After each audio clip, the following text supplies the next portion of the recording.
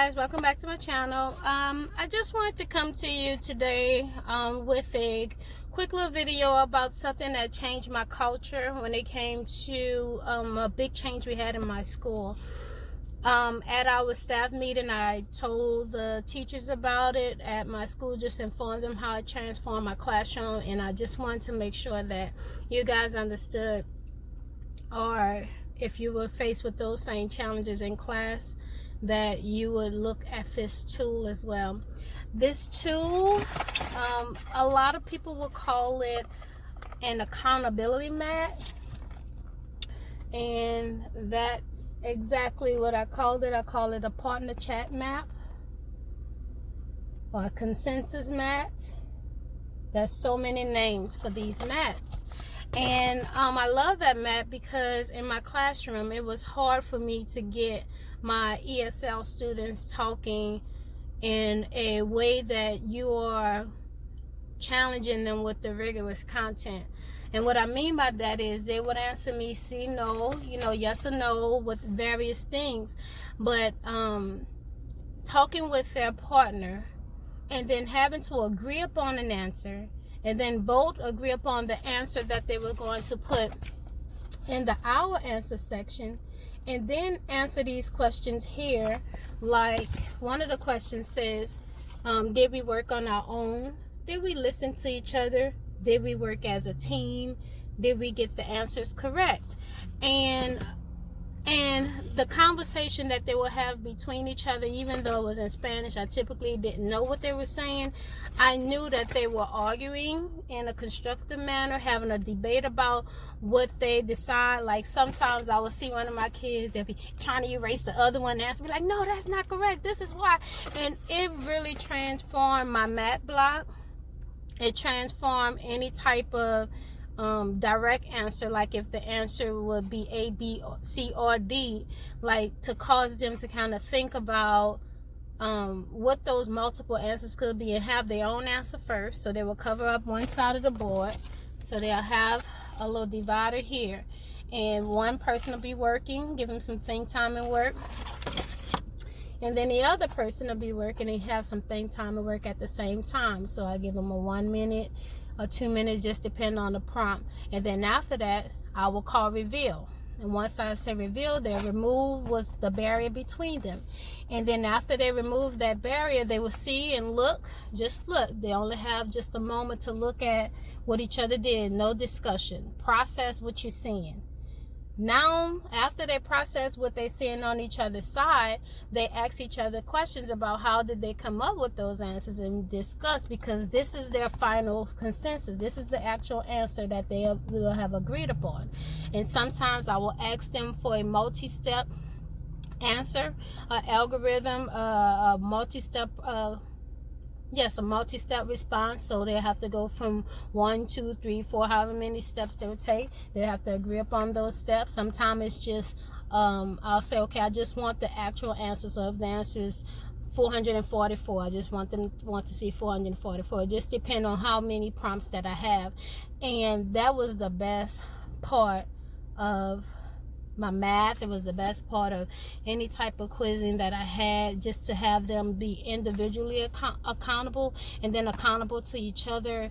If you guys do not have these for your conversations in classrooms right now, just asking students to raise their hand and tell your answer, that is so boring and played out.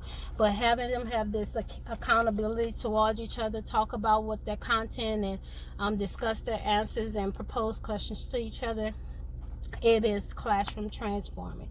That tool helped me with my with my English as a second language student. They understood a lot of the math concepts. However, just conferring in a process that really was effective for them. Also, I have these mats in Spanish as well, so they were able to read them in the Spanish version. So if you have any type of rubric that you're going by, one of them is your students' communication and engagement in the activity, this right here can beef it up. We were able to get these free at our media center, so maybe if you have one in your town, you can have one as well. And if not, I would suggest you looking this up and getting it blown up into poster size, and have them in your classroom. Like I said, it changed my classroom, and it really changed the dynamic of our conversations. And students were able to kind of look around and see what everybody was coming up with. It was awesome. So I do charge you with getting a partner chat mat, a consensus mat, to have those engaging conversations. Bye, guys. Hey guys, this is just a quick little snippet of the accountability talk stems that I used to keep in my classroom and on my walls and stuff like that. I use the partner chat mats at their desk now with a dry erase marker, and they really engaged in the conversation way better than me just having things posted and giving them little stems here and there to practice with. Every day. The school has a high percentage of students that speak little to no English. Our local news channel. We was talking about how we had to be more inclusive in conversations and stuff like that was happening. So here's a little snippet of our school. Hey, look at this, Alex. Our school is talking about what happened. I also put around my room labels that have the English word and the Spanish word. Teachers have found partnering English and Spanish speakers up for work helps them both grasp the content. English-speaking students are now starting to speak some Spanish. Working with an English student helps them see how they're doing it, and they kind of mimic it at first, and then they start doing it on their own. She says it's easier for young Spanish speakers to learn the language because English-speaking students are doing the same.